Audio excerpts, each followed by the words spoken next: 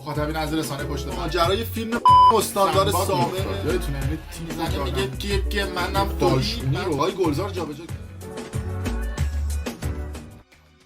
درود به مخاطبین عزیز، بنده امین فردین به همراه تیمم بار دیگه با یک برنامه پشت پرده دیگه با شما هستیم. امیدوارم که هر کجا این کره خاکی که هستید و صدا و تصویر من رو می‌بینید و میشنوید حال دلتون خوب باشه. بالاخره جام جهانی فوتبال 2022 در کشور قطر آغاز شد، اما این جام جهانی فوتبال به خصوص برای ما ایرانی‌ها یه مقداری متفاوت‌تر از جام جهانی‌های دوره‌های قبلی بود و مردم مثل گذشته تب و تاب و هیجان و دل و دماغ دیدن فوتبال نداشتن، به خاطر اینکه میگفتن آقا ما تو فقر و بدبختی و گشنگی و بیکاریمون موندیم، دیگه انرژی و انگیزه‌ای برامون نمیمونه که بخوایم فوتبال ببینیم. و خیلی از جوان‌های مملکتمون و خیلی از هموطن‌هامون در طول این چند ماه گذشته کف خیابون‌ها جون دادن و کشته شدن و برای آزادیشون تلاش کردن، برای داشتن یک زندگی عادی، زندگی خوب و عالی. و همین اتفاق هم باعث شده بود که حتی مردم هم از دیدن مسابقات فوتبال شاد نباشن و حتی باخت تیم ملی جمهوری اسلامی آخوندا، نه تیم ملی مردم رو خوشحالتر میکرد تا برد تیم ملا یا ملی، چون میگفتن که ایسی بنویسید ایسا بخونید و ملی بنویسید ملا بخونید، بنابراین اینا تیم ملی ملا هستن. اما امروز در برنامه پشت پرده ما میخوایم افشا بکنیم پشت پرده یه سری از تماشاچیایی که رفته بودن تو استادیوم و فوتبال دیده بودن. اولا اینکه حالا یه عده پول دارن، وضعشون خوبه و میرن و توی استادیوم ها فوتبال میبینن، برای به خودشون ربط داره، میرن فوتبال میبینن، مال خودشون هم هست. اما یه عده هستن که از بودجه حکومتی و از پول دولتی به خاطر خوشرقصیاشون و به خاطر اینکه مردم رو سرکوب کردن یا اهل یک رسانه حکومتی و دولتی هستن و پول مفت دولتی رو گرفتن، بهشون دعوتنامه ویزا دعوت کردن ازشون برن و تو این جام جهانی به عنوان تماشاچی باشن و بازی ها رو ببینن. امروز میخوایم هویت یه سری از این تماشاچیای به اصطلاح، بعضیاشون حالا میگفتن که سانتیسیان، بعضیاشون رو میگفتن که وصلن به حکومت، بعضیاشون چیزهای مختلف هستن رو ببینیم. و جالبه که یه سری از این تماشاچی‌ها می اومدن و کسایی که پرچم شیر و خورشید داشتن یا عکس مهسا امینی رو داشتن بهشون توهین میکردن. من چند وقت پیش چند تا استوری گذاشته بودم و گفتم که مردم خوشحالن از اینکه تیم ملی انگلیس ایران رو برد، یعنی تیم ملا رو برد. و یه عده برای من نوشته بودن تو وطن فروشی، تو خائنی و چنین و چنان. وطن فروش کسیه که هموطن‌هاشو میکشه. وطن فروش کسیه که کودک کشی میکنه. اونه که وطنشو دوست نداره، اونه که هموطناشو دوست نداره. شما اگه کسی رو دوست داشته باشی میکشیش؟ شما اگه کسی رو دوست داشته باشی بهش تیر مستقیم شلیک میکنی؟ شما اگه عاشق کسی باشی، کسی که عاشق وطن و هموطناش باشه، بهشون گلوله ساچمه شلیک میکنه، زندانشون میکنه، شکنجهشون میکنه. پس مزدور و وطن فروش کسیه که هموطنش رو میکشه. باید بین این افراد تفاوت قائل باشه. از اون طرف حالا امروز میخوام هویت یه سری از این تماشاچی ها رو برای شما افشا بکنم که توی این عکس هم هست که یکی از دوستان توییتر، این آقا بهنام، که البته قبلا هم فکر کنم یکی دوبار ضد منم توییت کرد، اما به هر حال من مشکلی با این قضیه ندارم و به هر حال میگم که بعد گردش آزاد اطلاعات و انتقادها اتفاق بیفته. من از دیگران انتقاد میکنم، دیگران میتونن از من انتقاد بکنن، ولی تهمت و افترا و دروغ رو من بر نمیتونم. ولی خب به هر حال حالا این توییتش حق بود و من هم میذارم و ببینید. گفته که در نظام همه برای پول کار میکنن، یکی برای گل، یکی رانت و تشویق و چیزهای مختلف. بعد گفته که وثوق کیا، مجید رفیعی و حسین دارایی از فعالان توییتر توی این عکس هستن.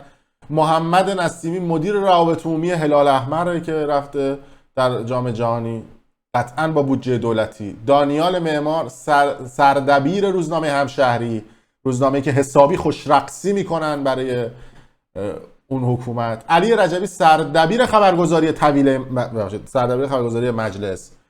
ملکپور ادمین سایت عتیق که باز هم داستانش رو دیگه خودتون میدونید و جلالی مسئول سازمان بسیج رسانه‌ای هرمزگان و یه سری از برای بچه دیگه. شما فکر میکنید کسانی که حقوق دولتی میگیرن، آقا من یه سوال دارم، کسایی که حقوق دولتی میگیرن آیا پول اینو دارن که برن و توی این جام جهانی که یکی از گرونترین جام جهانی هاست شرکت بکنم؟ پول یه شب هتل معمولی در قطر $2000 میشه چقدر؟ 60 میلیون. اینا که 10 روز اونجا دارن میخورن و میخوابن، 10 تا 60 میلیون میشه 600 میلیون. اگه با تور اومده باشن شاید ارزون تر بشه، مثلا بشه 300 میلیون، بشه 200 میلیون. ببرنشون مثلا توی طویله و مبیله و این چیزا، چون به حال اینا عادت دارن. من سوال دارم، اینایی که کارمند دولتن، ما هم رفیق رفقامون کارمند دولتن، حقوقشون تا کف چی میگن، تا وسط ما هم کفاف نمیدن، یعنی قابلیت گفتنشو ندارم. مثلا میگم اینقدر وضعیت تو مملکت بد شده و تلخ شده، بعد اینا پول از کجا میارن؟ بعد از اون طرف یه سری دیگه از افراد هم هستن میگن که آره این فوتبالیستا غیرت دارن و با غیرت رفتن. بابا تیم فوتسال ایران قهرمان جام جهانی شد، شادی نکرد. بازیکن‌های فوتبال یه گل زدن اصلا انگار داشتن هلیکوپتری می‌زدن، انگار به خر تیتاب داده بودن. بابا هموطناتون رو کشتن، حداقل به احترام اون هموطناتون خوشحالی نکنید. بعد یه عده میگفتن که خوندن سرود ملی اجبار بوده و خانواده هاشون تو ایرانن و به اجبار خانواده هاشون یه کارشون کردن که اینا برن سرود ملی رو بخونن. اوکی، به یه قسمتی حق میدیم بهشون، میگیم آقا ممکنه بهشون فشار آورده باشن، هر چیزی ممکنه بهشون فشار آورده باشه که اینا سرود ملی رو بخونن. شادی کردنه که سیخ نکردن توتون که شادی بکنید. بیا این دروازه‌بان تیم ملی ایران که حالا با توجه مصدوم شدن علیرضا بیرانوند که واقعا هم میگن آه ملتگیراست، اومد رفت تو دروازه. خبرنگار راجع به بازداشت وریا غفوری میپرسه، بازیکن غیرتمند و غیور اهل سرزمین و منطقه کرد زبانان که بین اونها محبوبیت داره، البته بین همه مردم محبوبیت داره وریا غفوری. ببینید چی جواب میده. نگران وریا هستی؟ خب بازی اول به نظرم از ذهنی زیاد آماده نبودم و خب اون اتفاقات پیش اومد. از کسایی که از من خبرنگار راجع به وریا میپرسه ولی کابل رو میگیره این آقای حسینی و میخوام بگم که یه سری از این فوتبالیستاش که شما اونا رو غیور خطاب میکنید، حسن عباسی فوش ناموس رو کشید بهشون، گفت بی غیرتید، بی ناموسید، ناموستون رو لخ میکنید. یعنی دیگه کم مونده بود اونجا به تک تک نوامیس این افراد رو مورد عنایت قرار بده. همه دهناشون رو بستن، هیچ کسی حتی نرفت یه تف بکنه تو صورت حسن عباسی. بعد شما به اینا میگید غیور، به اینا میگید فوتبالیستای غیرتمند. اینا از همه بی غیرت ترن که کسی میاد به ناموسشون توهین میکنه کارش ندارن. بعد از اون طرف میان میگن که وریا غفوری توهین کرده به تیم ملی و بازیکنان تیم ملی. حسن عباسی که بازیکن تیم ملی رو که گفت بی ناموسید، که مال اون توهین نبود، مال وریا غفوری توهین بود. ایناست که دوگانگی رو ایجاد میکنه. اما برسیم به این تماشاگرا. شما از این شکم و گوشی امریکایی دیگه تا تهش بخونید ماجرا از چه قراره. خب مرگ بر امریکا میگن، اما گوشی امریکایی دستشونه، بچه‌هاشون امریکا هستن، تحصیل میکنن. اینو هم بگم تصویر رو بزرگ بکنم، این هم وردارم، این یه تیکه رو به خاطر بسپارید.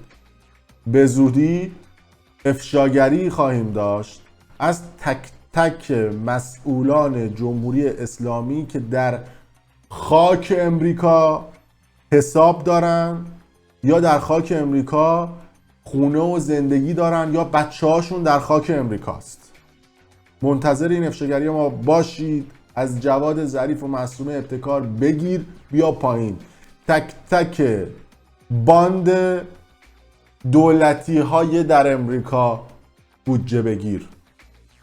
یه برنامه خفن خواهد بود. از همین الان مژده‌شو بهتون بدم که ببینید که چه اسنادی رو به زودی افشا خواهیم کرد. دنبال یه اسم هم براش میگردیم چون یک برنامه سریالی با اتفاقات عجیب و غریب. اما برگردیم به این تماشاگرها. این همون خانم هست که این خانم رو شما داشته باشید. میرن باش مصاحبه میکنن. خیلی جالب. ببینید. ایران آزادی داره. زنان حقوق برابر با مردان داره. میگه ایران آزادی داره، زنان حقوق برابر با مردان. راستم میگه دیگه، واقعا حقوق برابره. مثلا اینکه حق طلاق هم با مرده هم با زنا میتونن رئیس جمهور بشن و انتخاب بشن، تایید صلاحیت میشن حتی اگر بخوان رئیس جمهور. راست میگه، همه چی اصلا تبعیضی وجود نداره و اصلا زن و مرد جدا نیستن. حق ورود به استادیوم داره. پشمک تو همون ایران نمیتونی بری استادیوم. بعد میگی حقوق برابر. الان بلند شدی رفتی داری تو قطر بازی رو میبینی، بعد میگی حقوق برابر. چه دروغ میگی به مردم. با هم توی سازمان ها و ارگان ها از یک برابری استفاده میکنیم و هممون برابریم. رسانه هلندی هم هستشون. من دارم زیر نشون. Oh, he says you lie. I don't know. I don't know. Who's he? I don't know. Lie? Lie? No. No. Because اینها کسانی هستن که میخوان بین ما نفاق برپا کنن. همین خوشرخصی ها و همین چرت و پرت گفتن ها و همین چیزا باعث شده که تو ادارات دولتی استخدام بشن. همینا رو هم برداشتن دعوت کردن بردن. این الان سر و تا پاش 2 ریال میارزه که بلند شده رفته مسابقات قطر رو دیده که کفی باید 200-300 میلیون بدی بازی ها رو ببینی. معلومه با بودجه دولتی رفته دیگه. بودجه که مال مردم بوده رفته این مسابقات رو دیده. وای اینجوری هم میگه ایشون. یا مثلا اینه کی؟ ایشون. ایشون کیه؟ وطن فروش تو ارزش ایران نداری. کسایی که تیشرت مهسا امینی رو پوشیدن و تیشرت پرچم شیر و خورشید رو دارن، ایران که با قطر لابی کرده بود که وارد نداشته باشن به استادیوم. بعد همین پشمک قیافه اینا به خدا 2 ریال هم نمیارزه. با پول مفت دولتی رفتن اینا وطن فروش فلان اینا هم خوش رقصی میکنن دیگه. حالا این گوزویی که برداشت، ببخشید در این ادبیات استفاده میکنم، رفته تو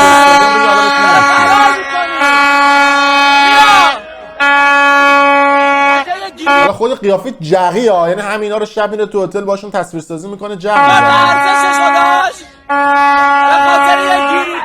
میزنه. ایشون اینه مهسا امینی. خبر کوتاه بوده تر، چیزایی که تا به حال نشنید. فیلم دوربین های مداربسته از پیکر بیجون و معصوم یه دختر. به قیافه بسیجیش ایشون. مگه بسیج چقدر به شما حقوق میده که باش میرید بازی جام جهانی رو میبینید؟ مگه اون سیستم به شما؟ خب معلومه دیگه با حقوق دولتی رفتی دیگه. این هم یکی از افراد دیگه، سید محمد حسینی. این چهره. یا مثلا ایشون، شما نگاه کنید قیافه رو. آقای محمد نسیمی که تو خبرگزاری فارس و جای مختلف مثلا نوشته توپ تانک خاک انداز چشم درات برانداز از این صحبت ها. خب اینا کسایی هستن که منفعتشون در بودن اون حکومته، یعنی وجود اون حکومت بهشون سود میده دیگه. به حال مال مفته دیگه. بالا میشن میان و توی قطر و بازی ها رو میبینن، یه 4 تا این جملات خایمالگونه و اون کار را میفته. اینه یعنی حرکت ایشون در بین تمام خایمال ها قفله. یعنی هنوز قفلش برای این سر از خایمالا باز نشده. ببینید در هنگام پخش سرود ملی قفل به جان خودم، یعنی باز نشده. حالا ایشون کیه؟ ایشون آقای علا کیانی هستن که اینجوری گریه میکنن. بله دیگه، ببینید یه تفاوتی باید بین مردم عادی این افراد باشه دیگه. یه شماره موبایل هم داره 0112 111 77 71، یعنی همین موبایلش، شماره موبایلش 2 میلیارد میارزه. و اینا واسه کسایی که کف خیابونا دارن جون میدن برای که یه لقمه نون در بیارن، یه لقمه نون بتونن بهشون بدن و دارن برای اون یه لقمه نون جون میدن، اون بهشون یه ورشون هم نیست که میارن توی مسابقات و شرکت میکنن. جالبه که عکسش هم برداشتن و شهرداری زده. بله ایشون. و نفر بعدی آقای مستر مفخور. بعد یه جوری هم تصویر گرفته، شما توجه بکنید یه نکته داره. این ساعت رولکس بعد تو کادر باشه. نگاه کنید. تمام تلاشش هست که این ساعت تو کادر باشه. و گریه و فلان اینا که مشخص شد دیگه. با ببینم یه شرکت داشته تو انگلیس و تهش میخورده به یه سری افراد نزدیک به سپاه اینا. حالا بعدا راجع به ایشون هم افشاگری میکنیم. اینا به خاطر اینکه مردم کف خیابونا جون میدن که گریه نمیکنن که با این قیافشون. اینا برای این کارا، این ریاکاریاشون اینا، یا مثلا این چهره که این دیگه آخرش. اینو من بعد از رو براتون بخونم چون ماشاءالله اینقدر پروندهش از عریض و طویل. آقای سید محمد مسعود حیدری یزدی تو دانشگاه کرج درس خونده، رشته فقه و مبانی حقوق اسلامی. 2 تا دختر داره، یه دونه هم برادر داره که توی پاساژ مغازه موبایل فروشی داره. خودش هم توی کرج زندگی میکنه، خیابون مظاهری، حد فاصل میدان شهدا و میدان بلال یا بلال. به خاطر اینکه حالا یه مقداری هم بنده خدا دست به فروش آدمش ایناش هم خوبه، توی حوزه شهید صدوقی سمت میدون امام حسین کرج که اصلا میگن ترک‌آباد آمار میبره و میاره و با دادستانی کرج هم ارتباط داره و ازشون حکم استباز رسمی اینا میگیره. تو سال 88 هم موقعی که تو دوره کارشناسی بوده از دانش آموزا فیلم میگرفت، دانشجوها فیلم میگرفته و اصطلاحاً منتشر میکرده و اینکه میگن به شدت هم فساد اخلاقی داشته و یک بارم بعد از سال 88 که خیلی هم مثلا خوشرقصی کرده بوده تونسته یه دونه خودروی آزارای مشکی بگیره این برادرمون که این هم فیلماشه. اینجا عکسش با نیروهای سرکوبگر، اینجا هم تو استادیوم احتمالاً مردم دستشو مورد عنایت قرار دادن این چهره رو.